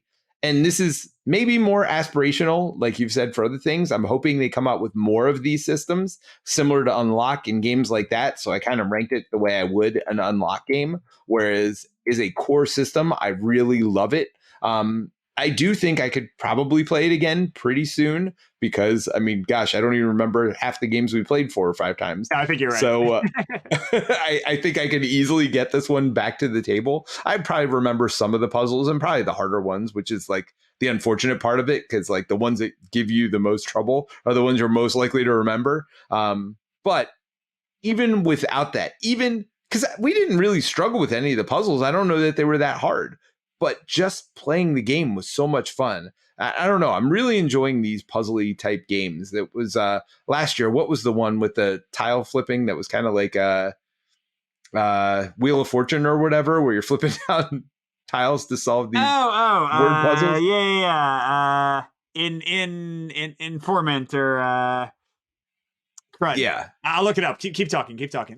Yeah. But these kind of games are really like, I'm really enjoying these like puzzly games, like, and I don't mind the fact that, you know, they don't pretend to have much of a theme to them. You know, I'm just enjoying the puzzle themselves. So, you know, Unlock, that's my favorite of those. And I think Unlock does a good job of not only having puzzles, but having a decent story in there as well. Noobs in Space doesn't have that story, but I don't mind it at all. And again, same with that word one from last year. The Initiative. Yeah, I mean, I'm having fun. They're the kind of games that you just want to binge, right? You get it. And we don't do this often where we play through a whole campaign in 2 sittings, you know, and it wasn't like it was like 5 minutes, you know, it was a couple of hours of gameplay each setting. So yeah, no, this one lives in my mind a lot still. This is one I definitely would want to play again. You know, after, you know, the memories of the puzzles kind of left, you know, so I don't remember exactly what the solutions were. But again, I don't even know that matters. I just had fun doing the puzzles. Whether they were hard or not didn't matter to me. So that's Noobs in Space, my number 3. All right, Peter, I got a curveball for you. Something you said made me think of a game, and I was like, why isn't this game on this list? We definitely talked about this game and covered it, didn't we? And then I looked and I saw that only Jason had done a podcast. But if it was done on the podcast, it is eligible, I say. I want you to look at your list and pick a spot for the deck building game Genshin Tarot. All right. Where would you rank? I'm going to do it too real quick while you think about that. I'll get to an even 20 before we get to our number 1 and number 2, which I'm pretty sure are the exact same game at the exact same rank. But we'll get to those in a second. So I told you I thought maybe 1 and 2 would be the same. Yeah, so that's interesting. Genshin Tarot. But why don't you tell us about your number 3 while I think about that? Oh, shoot. You're right. I'm sorry. I didn't do my number 3 yet. My number 3 is This Is Where 20 Strong fell. I definitely enjoyed it way more than Peter, clearly. Like Peter, I love the variety in the sets, and I'm very excited for the fact that they're continuing and doing more. But I thought the dice puzzle was a ton of fun. I do think that the way you level up your statistics is kind of samey because you want to get your recover stat that gets you back your dice more quickly, consistently. But everything else I think is awesome. You get a lot of different items every game and character abilities every game. And figuring out the combos of how to use this to do that, to do that, to do that, to do that, to kill 3 guys at once, I find to be a blast. It reminds me a lot of my favorite things of One Deck Dungeon, which is another game I enjoy that I find very similar to whatever game I just said. 20 Strong. So yeah, I think this one is great. By the way, Peter, we never did a Kinfire Delve podcast yet, did we? We did not. Okay. I have not played that one. So that might be our first one of next year. Wait, I thought you did play it and you said you liked it. I played it once. Okay, yeah. Yes. So yeah, I've still played it once. Yeah, we have some really good upcoming games that Peter hasn't played yet. But before we get to 1 and 2, Genshin Terror, where are you thinking, Peter? For me, it's probably going to fall at 13. 13. So right above Deep Rock, right after Apiary. All right, hold on. I'm going to put that down on my list. So which makes it so Deep Rock is no longer a match for us. That's the only negative. No, you're right. That's fine. Who cares? All right, and why don't you talk about why you put it there from what you remember of the game? I thought it was really good cooperative. I really had fun with it. I think part of it is it doesn't live in my mind as much as some of these other games. So, Apiary, I maybe just because we played it recently, I really enjoyed it. I'm the one who kept Genshin Tarot. It's in my house. My daughter hasn't really wanted to play it, and she's a big Genshin Impact fan. I want it back. That's not that. I didn't agree to that. I said I wanted you to let your daughter play it, but I do want that game back. You can have it back. Obviously, it's down at 13 for me, so it's not at the top half of my list. I enjoyed what I was doing playing it. I think it has really good, strong co-op play. I think it's really difficult, if I remember. I don't think we beat it. Yes, especially with the later bosses. Yeah, I don't even know that I beat the first boss in the game. And I don't have as much love for the IP. My daughter certainly does, and even her, I don't think she's really played the game since we've gotten Genshin Tarot. So, but yeah, I think it falls in line with some of these other ones, like these card play games, like where are they? So kind of right below it, Ashes Reborn and Skytear Horde. Skytear Horde ranks a little bit above it for me. Genshin Tarot or Ashes Reborn ranks a little bit below it, but it's actually, ironically, right in the middle of those two. Yeah. And I think it falls in line with those as far as card play goes. So that is number 13, where I'd put Genshin Tarot. Cool. And funny you mentioned Skytear and Ashes, because for me, I just put it at number 7, directly above both Skytear and Ashes.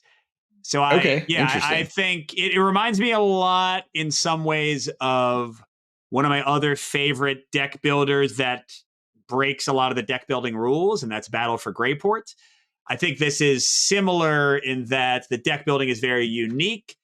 It is not, because how it works in Genshin Tarot is like basically you're just upgrading cards in your deck. You're not really adding new cards. You're not getting cards from an offer. It's just the cards you already have you're making better. But I love the tactical decision making in this one. Yes, it's a little too hard. Yes, it can be a little random which people you get. And like sometimes I'll just have to switch out a character because it's not like working as well for co-op. But besides those kind of like minor complaints, I think this game is beautiful. So yeah, so I'm glad I remembered it because it should be on here, and that gets us to an even 20. So that's my number 7. 1 and 2. Peter, you want to shout number 2 at the same time? All You're right. number 2, okay? So 1, 2, 3. Sky Team. And our number 1 was Tales from the Red Dragon Inn. Yeah, it's okay. All right, so let's start with Sky Team. Why don't you get into it first, Peter? All right, Sky Team, super fun. Another one, by the way, available on Board Game Arena. So if you haven't played it, definitely go check it out over there. I don't know if these games are free or not. Some of them are premium. Maybe you have to pay like $2 a month or whatever, but I don't know, well worth it. Sky Team is a 2-player only co-op where you're basically rolling 4 dice and you're placing them. 2 of the spots you have to place in every turn control the like pitch of your plane, whether you're going to turn one way or the other, and your speed. So those 2 you have to do, but the other 2 you can kind of place on anywhere you want on your side of the board, including things like just getting coffee to help you like mitigate your luck on other dice. Yeah, it is just super fun. The different airports are super fun.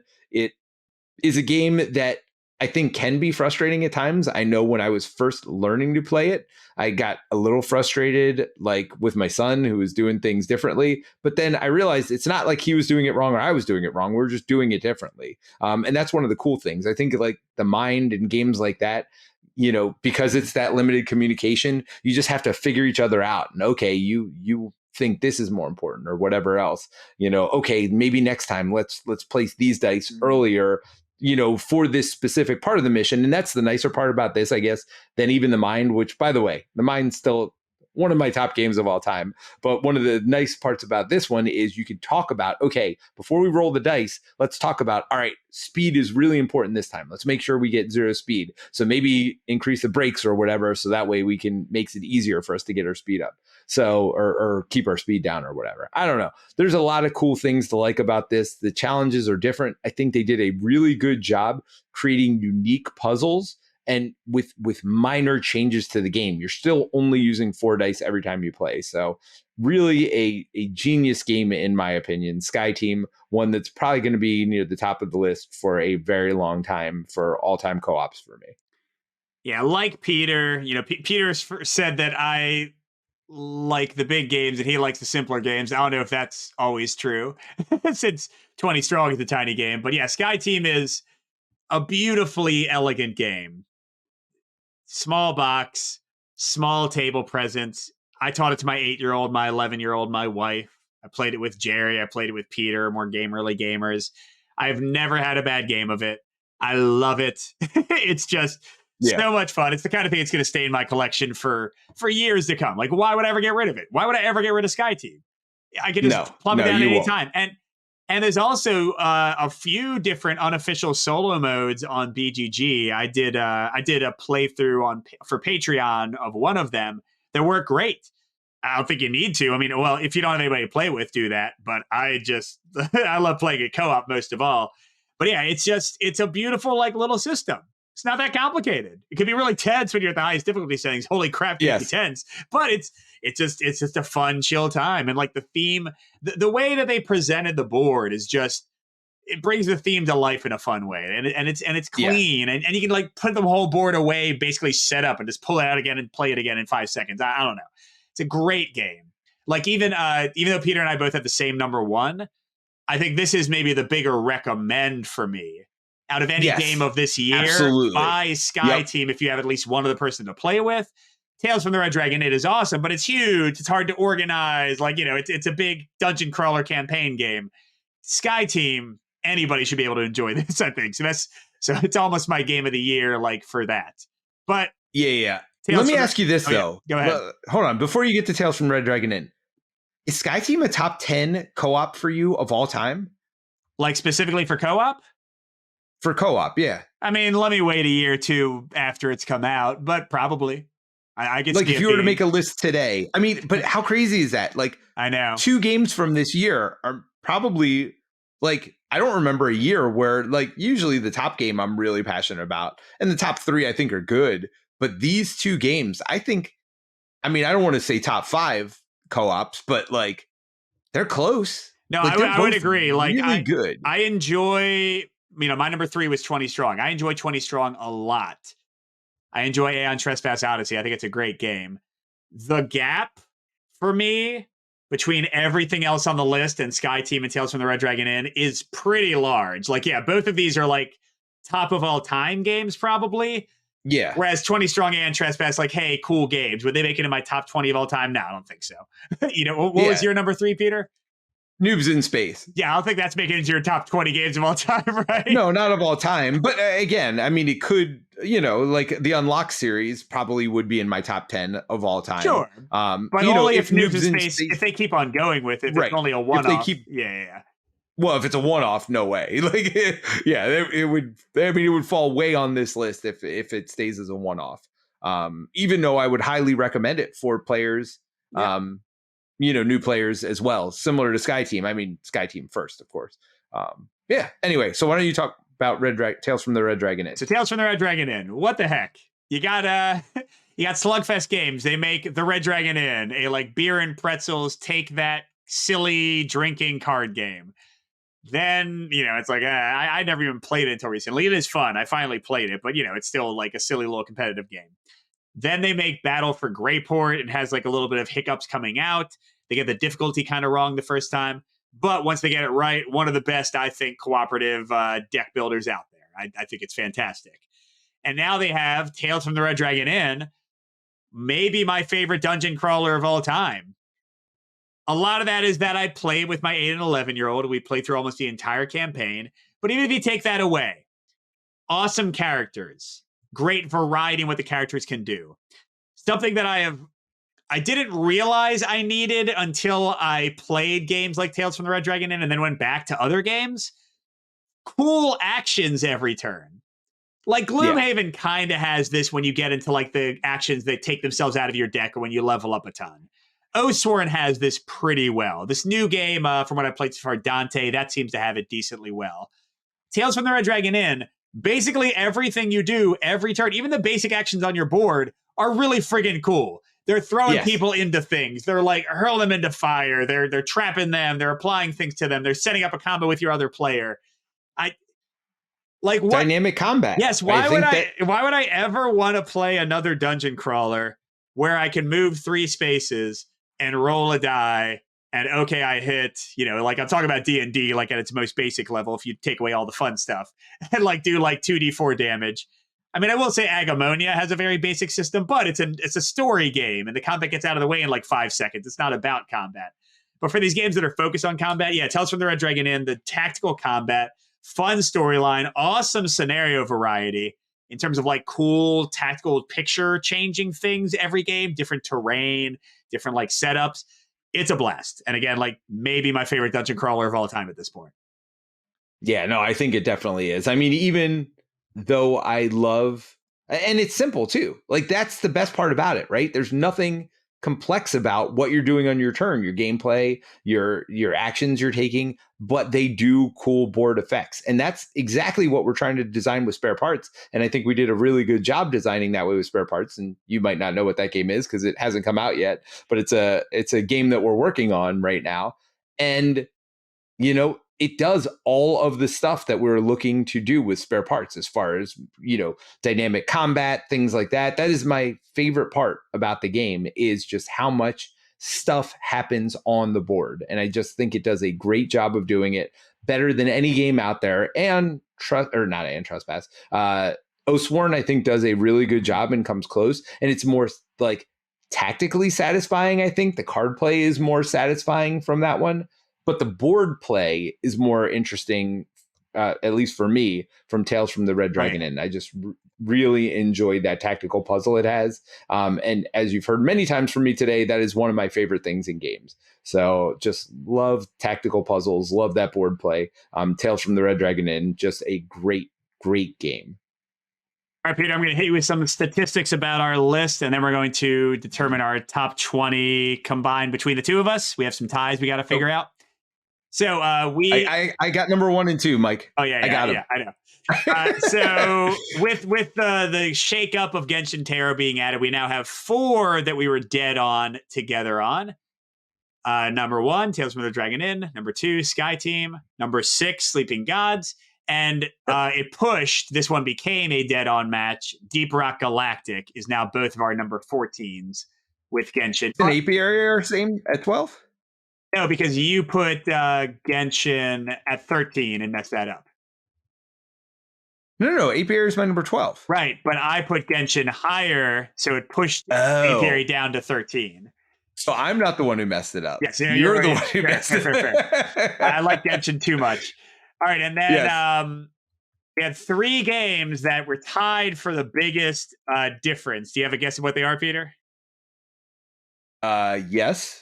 Noobs in Space, Unmatched Adventures, 20 Strong, and Resist. Yeah, so Noobs in Space is slightly better. That is a 14 difference in rankings. Again, Genshin messed things up. But yeah, Resist, Unmatched, and 20 Strong are all 15 apart. So that's pretty wide. All right, let's do our top 20 of the year official combined list. Here we go, Peter. I'm going to have you decide all the ties, okay? Because people already have my opinions on games on the videos a lot. Sure. All right, so number 20, Marvel Dagger, far and away. My number 20, Peter's number 19. That's not even a question. Number 19, Hoplomachus Remastered. My 18, Peter's 15. That one is also easy. Okay, number 18, Deep Rock Galactic. Interestingly, it's both of our 14. We tied for 14, but because we were so split and all the other games above it, it is all the way back at number 18. All right, here's our first tie, Peter. This is a 4-way tie. Okay, so you get to decide. Oh my gosh. Resist, Ashes Reborn, Terraforming Mars, Apiary. You tell me, what's the bottom of that? Ashes Reborn, Apiary, Resist, Terraforming Mars, Ares Expedition.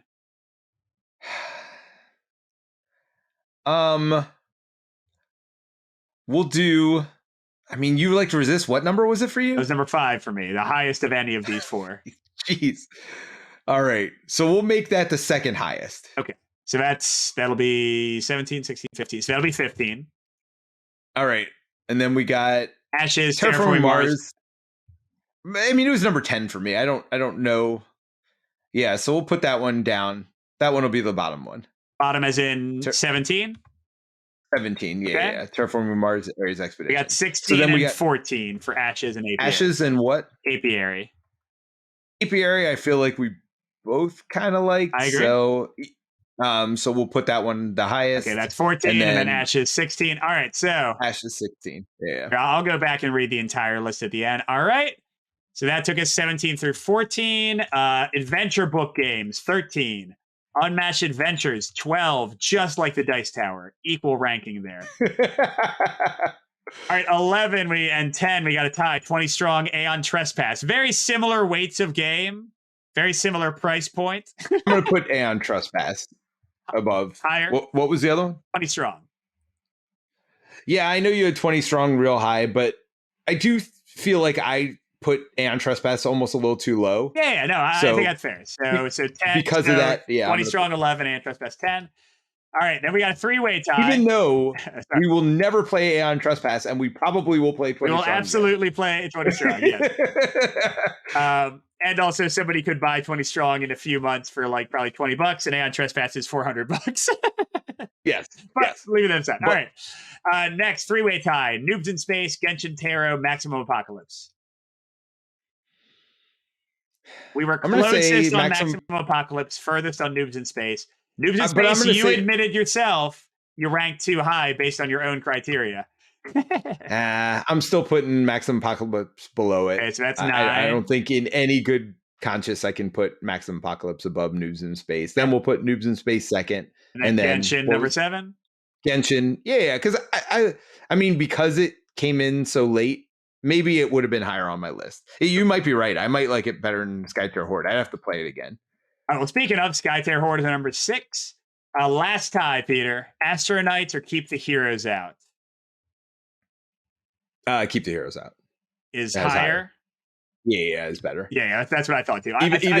Even though I have it different personally, but that's a personal opinion. I think as far as everybody liking it, I think it would go the opposite. Well, also, I don't know about you, but I'm more excited for the new Keep the Heroes Out stuff than I am for the next Astro Knight set, if that makes sense. I haven't even played the newest Astro Knights. I only played the original set. All right, so here we So go. Official list. 20, Marvel Dagger. 19, Hoplomachus Remastered. 18, Deep Rock Galactic. 17, Terraforming Mars Ares Expedition with the Crisis expansion. 16, Ashes Reborn. 15, Resist/Witchcraft. 14, Apiary. 13, Adventure Book Games focusing on Lord of the Rings is a better one. 12, Unmatched Adventures. 11, 20 Strong. Getting to our top 10 of the year for us, not counting Jason. He's one stop co-op shop too, but he's not on this list. 10 is Aeon Trespass Odyssey. 9, Maximum Apocalypse. 8, Noobs in Space. 7, Genshin Tarot. 6, Skytear Horde. 5, Astro Knights. 4, Keep the Heroes Out. 3, do you know what number 3 is, Peter?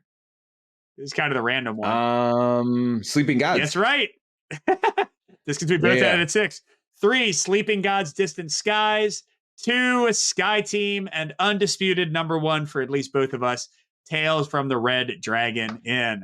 All right, that's it. I'm actually pretty happy with that list. I think that is probably more of a for everybody list than either of ours. I feel like are more personal. I do feel like that's a good, like, I'm pretty proud of that top 10. Yeah, no, I think it's good. Although, again, I'd probably recommend, I'd recommend like many games in the top like 6 or 7 of those before Tales from the Red Dragon Inn for like the average person, just because it's harder to get to the table. Like Sky Team, well, Sleeping Gods is also a little bit much, but Sky Team, Keep the Heroes Out, Astro Knights, Skytear Horde, Genshin Tarot, somewhat, Noobs in Space. I think all of those are like pretty easy to recommend for the average person. They can all probably have a good time with those.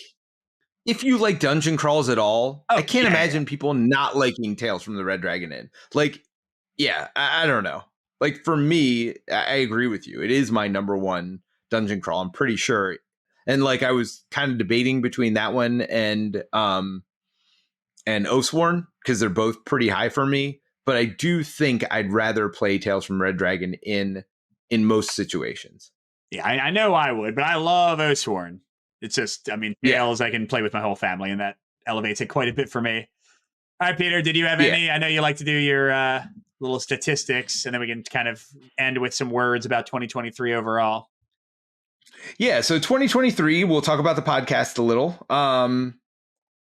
Let's see. Is this? Yeah, oops. Well, hold on. Oops, Peter deleted the podcast, everybody. This is the final year of One Stop Co-op Shop podcast. Yes, not so much. So we did, for the first time in our career of One Stop Co-op Shop, the podcast, actually go down on downloads this year. So 2022, we had 271,000 downloads. Last year, we had 207,000. But part of that is we went from 2 days a week to 1 day a week. Wait, so no, to an episode every week to an episode every other week. It's what you meant. No, because Jason still doing his. He used to do Wednesdays and... Oh my God, I forgot we used to have 2 a week. Holy yeah, we God. used to have 2 episodes a week. And I believe that was true the end of 2020 or 2021 as well. Yeah.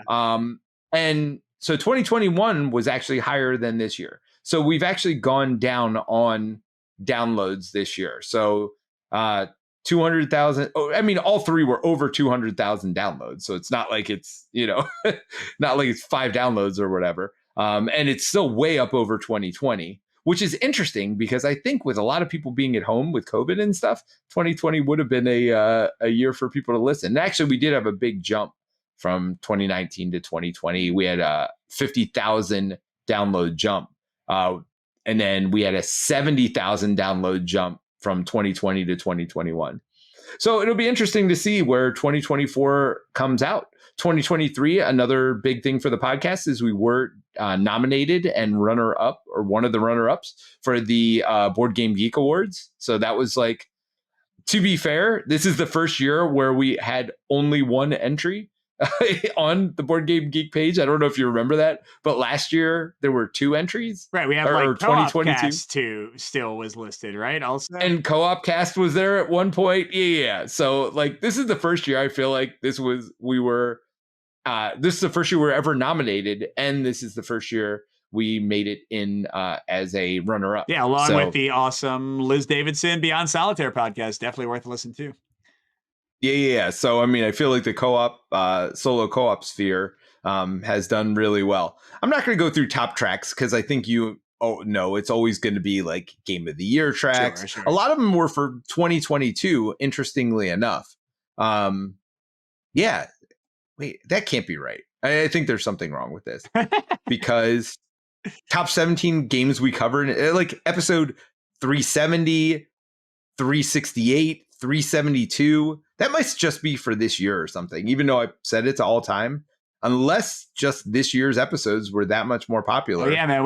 Than episodes. We rocked it. But yeah, they're all in the 370s, 380s, like 399. Yeah, that's really weird that a lot of these episodes were recent. So I'm guessing that was just in the past year. Plays. Even though, I don't know. So I think something's wrong with that. We're aware of some discrepancies in your insights. Thanks for your patience as we work through this. All right. So there we go. I was like, there's no way because, those only have like 5,000, 6,000 downloads. And I know we had some that were like way like Gloomhaven and stuff were way more than that. So I was going to get to top countries, but this thing's giving me a pain tonight. So, number one, United States. But let's see, top cities or top number 2 is Germany. Number 3, UK. So that's top 3. But top cities, we got Hamburg. We got, I don't even know that and again, I don't think this is all time because again, this must be just the past year or whatever. I don't even know. So I don't even know how to pronounce this country, so I apologize, but thank you. It's BRAINE -L'_ALLEUD. I stopped being able to follow in my mind with the letters halfway through that. BRAINE. Okay.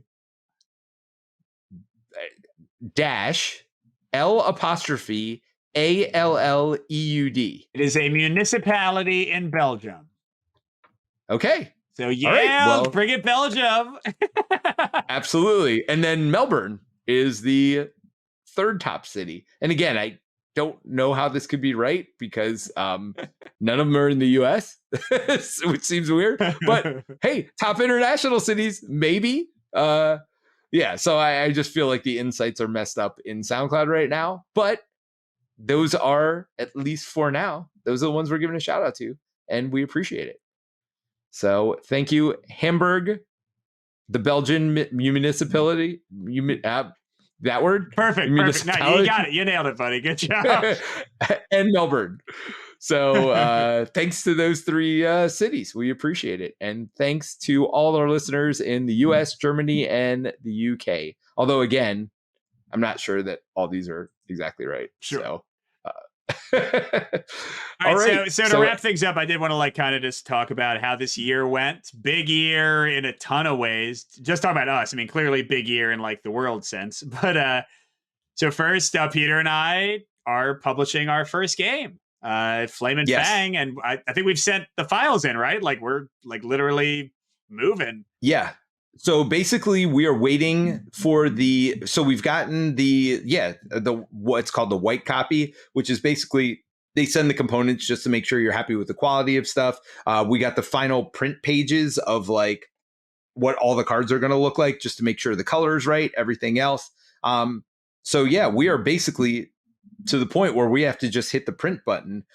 Once we figure out the date on that, we're going to open our Game Found Pledge Manager and go from there. It will be, from what we're talking about now, we are actually probably going to let more people come in at that point and buy it. So if you missed out on the Kickstarter, you probably will have about a month or so before the printing is done, depending on how far back we are in the queue, to get in and get Flame and Fang. So if you missed it the first time, we're probably going to have availability for you to get in this time, but it's also Pledge Manager to get everybody's address and stuff like that as well. So super excited about that. Our first foray into publishing. We're working fast and furiously on our next title that we will doing all by ourselves. So pretty excited about that as well. And yeah, so it was a big year for that. Yeah, for MVP board games. And you mentioned earlier, and this is maybe an exclusive, I don't know if we mentioned this before,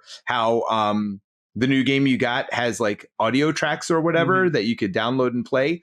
Our plan is to have all the story up on One Stop Co-op Shop MVP Board Games website for you to kind of flip through the books there. And right now we have not professional audio. Maybe we'll never have professional audio for it, but we do have audio up of our friend Jerry reading, through the tracks at this point as well. So there will be an audio component to it. There will be all that will be available online. So if you don't want to bring out the story cards or whatever else, or if you'd rather like everybody have access to it, so it's not like hand me the cards or whatever, everybody can pull it up on their phone and kind of go through it together.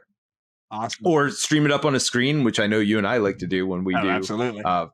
Games like this. So yeah, so that way everybody can see the story cards. And it's got cool, like Jerry did really good with the like page turning sound effects and stuff like that as well. So it's pretty fun what we've got up there. And that should be coming out when the game comes out as well. Again, something we never promised as part of the Kickstarter campaign, but just extra bonuses. Anything we can do to make your experience better, that's the goal with the publishing company. I rather under promise and over deliver than the opposite, where a lot of these campaigns, they look exciting, they're flashy, but then you get it and you're disappointed with the product. We don't want anybody who gets the game to be disappointed. So that's I don't know. It's very exciting. I can't wait to hear the feedback and get it in everybody's hands. And by the way, going back to the beginning of the podcast, that's actually why Peter and Jerry don't want me to come by every week anymore, because I overpromise and underdeliver, and I have a flashy package, but not much underneath. Not much substance. Not much below the surface. And then the other big, this was kind of a huge year in terms of One Stop Co-op Shop, because we went from a like main what did we have? We had a streaming channel and the YouTube channel and the podcast. The streaming channel has now become the Co-op Guild. And we had 6 people like kind of on the main staff, however you want to call it. And now we are down to 3, me, Peter, and Jason. So this is kind of old news at this point, but Colin is over with Bernd at Meet Me at the Table, which was always Bernd's channel, but now Colin's joined him there. They stream basically once a week. Colin still, and I think sometimes Bernd still do pre-recorded plays as well. But they have a lot of streams there. And then the Co-op Guild, that was the former streaming channel. They were always focused on streaming, so now it's mainly Steve and Kim. They bring in Derek from Kanji Studios, a bunch of other friends that they like frequently collaborate with. And I don't know. I feel like I was very I was very stressed out when all that stuff shook out. But at least for me and my experience, I think it's all been very like amicable. We're all still supporting each other. I'm still talking to everybody. How do you feel about how it all turned out? No, it was never anything but. I mean, honestly, we were all kind of doing our own things anyway, and we just decided to call it what it was, which is everybody's doing their own different thing, right? There was never any animosity at the end, anything like that. I didn't realize, I knew Steve was kind of doing his own thing, and I couldn't stream anymore. I just didn't have the technical capability anymore. My computer broke down, and my new computer, for whatever reason, wouldn't allow me to stream. And I was just running out of time because of all the publishing stuff. So I knew I was cutting back anyway. And I'd done some pre-recorded videos, and it gave me more time to work on that, less stress on myself and my family. Speaking of families, right? You're gaming every other week now because, you want to spend more time with your family. Well, I was committing every Friday night to streaming, and then every Saturday night we'd have game night. So I didn't have any weekend nights with my family. Between that and my daughter playing hockey, a lot of people know, I talk about that a lot. It's just, there wasn't a lot of free time to spend with my family and do family stuff. So I decided to stop streaming, not only because, it was a blessing, I guess, that my computer stopped working because, it was a lot of stress. And then at that point, there was no reason for the streaming channel to be part of the main channel anymore. It just didn't make sense because, it was kind of always doing its own thing anyway, but it made sense for it to be its own entity at that point. Yeah. And I think Steve and Kim are doing awesome stuff. Like they always Absolutely. had really cool ideas, but now they're able to like really spread their wings, like get their own logo, branding, merchandise, like awesome. Like Steve is always on the cutting edge of fun streaming technical like tie-ins and things. And then kind of on the opposite end, I feel like Colin just wanted to chill. You know what I mean? Right. Like that's why he had quit the What's Up Co-op Shop for a while when I kind of like took over like many years ago. He just wanted to relax. That he was like, all right, I'll come back and do like a video every once in a while. So now like he and Barrett live, I don't know, I think it's like 20 or 30 minutes from each other. So he just rolls up once a week.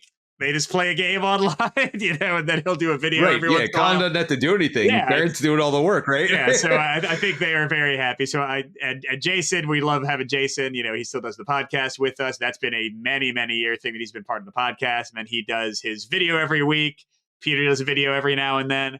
I don't know. I'm very happy with the current like status quo and the collaboration we still all do together. Well, and I will say, we experimented with some stuff on the podcast, but I feel like the podcast has kind of come back to its roots as well, as far as like, we said we were doing, we're down a little on downloads this year, but it has nothing to do, again, it's because we have less episodes than we've had in the past. I think if you look at our like Sunday downloads only, then you'd have, consistent growth. Yeah. But, because the Wednesday episodes were kind of an experiment for a while, doing some social talk, stuff like that, some non-necessarily board game related stuff. Right. And we still got a little bit of that. That is still important to us. But at the same time, we've kind of come back to what the core of the channel is, which is talking about games. And that's the most important thing. There are plenty of other podcasts that are talking about a lot of other stuff. Don't get me wrong. Look, if there's a big social thing that we are all very passionate about, we'll bring it up again. But for the most part, we're trying to stay focused on games. And so, it's been, even though like the people on the podcast haven't necessarily changed, I feel like we've kind of come back to our roots with the podcast a little bit over the past year as well. All right. Well, if you're still here, either listening or watching on the YouTube channel, assuming I got this on the YouTube channel because I haven't done this with this program before, so we'll see what happens. But thanks, everybody. Thanks, Peter. It's been an awesome year. We are a lean team of 3 now, and I'm really looking forward to 2024. And geez, I mean, like really, games arriving. Games delivering soon, games you have in your house, but just haven't played enough yet for us to do an episode on. I am super excited for 2024 and what's coming. Like, I think it's going to be great. Starting maybe with Agemonia. Holy crap. I'm so into like the story of that one so far. That's awesome. Well, I can't wait for you to play it. Hopefully the gameplay lives up to that. And I also can't wait to see what we do as a publisher too, because I'm spending more time focused on that.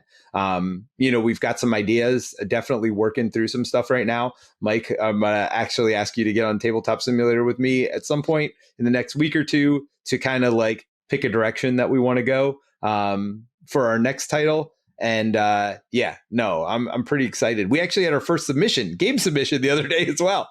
Unfortunately, we are not taking game submissions for a publishing house right now. But it was still very nice. But, it was super nice for somebody to consider us. And please, if you have games, feel free to reach out to us. We don't have it in our bandwidth to do it right now because this is definitely still just a hobby for us. And obviously we have a lot of hobbies between One Stop Co-op Shop, the publishing and everything else. But I'm pretty excited to see what we're doing. And I'm definitely spending a lot more of my focus on the publishing stuff. And so I'm excited for our next project. And I think a lot of people will be and already are. People have been asking for this for a while from us. So it's our best game. We've designed a lot of games. This is our best one so far. Yeah. I mean, yes. I think Flame and Fang is up there with it's it. Great. But it's for a totally different type of game. Different type of game. Yeah. Yep. All right. Anyway, great seeing everybody as always, and we'll talk to you soon. Bye. Hey, Mike. Yeah. We've been doing this a long time, buddy. When did we start the podcast? Co-op cast or whatever it was called? Co-op cast or whatever it was called. Well, now I've gone away from that, but it was 2017. Yeah. So I guess this will be 7 years this year. Oh my gosh. Remember when we started doing this, we're like, we'll probably just do 5 episodes. Yeah, just give it a try. That didn't work out so well. Oh my gosh. All right, bye. Bye.